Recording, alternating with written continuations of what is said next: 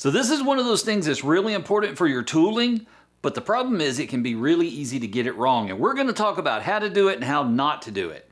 That's coming up. Hello everyone, my name is Daniel Reach. This is Weaver Leather Supply. Today we're going to be talking about how to strop your blade, how not to strop your blade, and when to do it.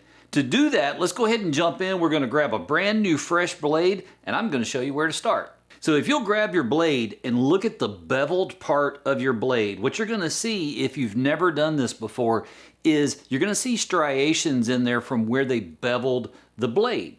And they kind of look like shadows in the metal. Now, I tried to film this, but you'd be amazed how difficult it is to film something that has a mirror finish on it. It's really hard to see any detail with that.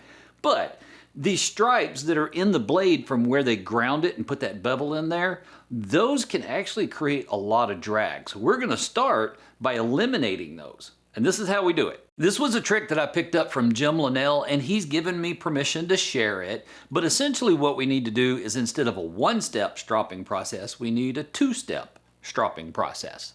So this first step really only needs to be done the first time you strop your blade, maybe down the road when you really want to refine the edge that's on it. But essentially what we're going to do is we're going to grab a piece of 400 to 600 grit sandpaper. Then we're slowly going to move it from side to side, being very careful to make sure that the bevel is sitting flat on the sandpaper. Keep checking it about every 10 to 15 seconds. You want to check and see if those stripes have disappeared or if you can still see them. We're trying to get a mirror finish on the bevel.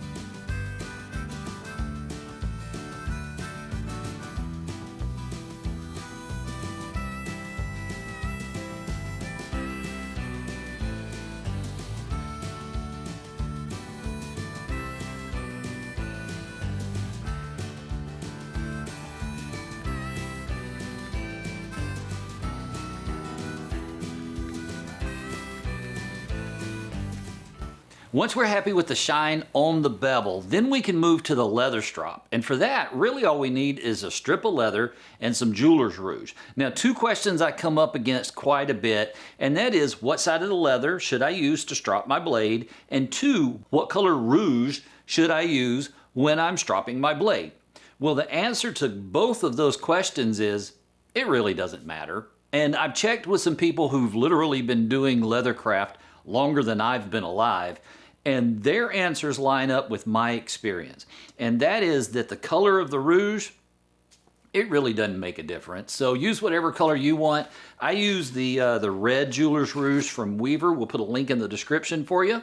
And as far as which side of the leather to use, I personally like to use the flesh side of the leather. And the reason for that, it has a little bit more tooth, it's not as slick, and that means that it holds onto the jeweler's rouge better when I'm applying it to the leather. All you have to do is rub the rouge into the leather until you have a nice coat. Then we're going to take the blade, and just like we did with the sandpaper, we're going to make sure that the bevel sits nice and flat, and we're going to pull it back, being careful not to roll it at the end, and we're going to do that multiple times. You want to do it the same number of times on each side. Just be sure, number one, that the bevel sits flat, and two, that we don't roll the blade at the end of the stroke.